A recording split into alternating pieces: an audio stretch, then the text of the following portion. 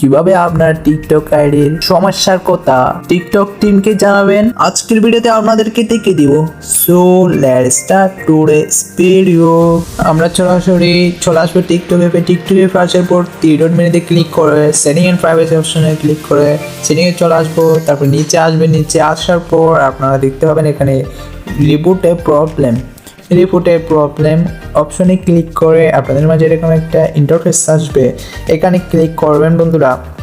Click করার পর আপনারা উপরে কর্নারে দেখতে পারবেন নোটিস কলমের কাঁধার মতো একটা অপশন আছে, ওই অপশনে ক্লিক করব। ক্লিক করার পর আপনাদের মাঝে এরকম একটা ইন্টারফেস আসবে। এরকম একটা ইন্টারফেস আসার পর আপনারা এখানে কি করবেন, এটা দেখার জন্য সম্পূর্ণ ভিডিওটি দেখুন, 1 সেকেন্ড মিস হলেই শেষ।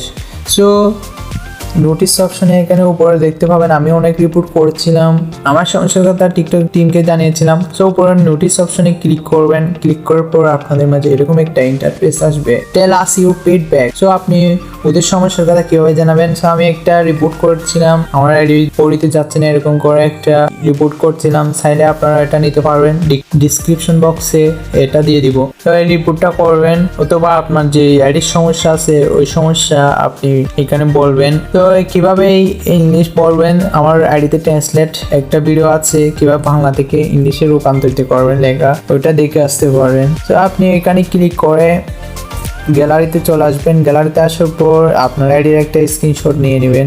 স্ক্রিনশটটা ক্লিক করে আপনার আইডি ওকে দিয়ে দিবেন।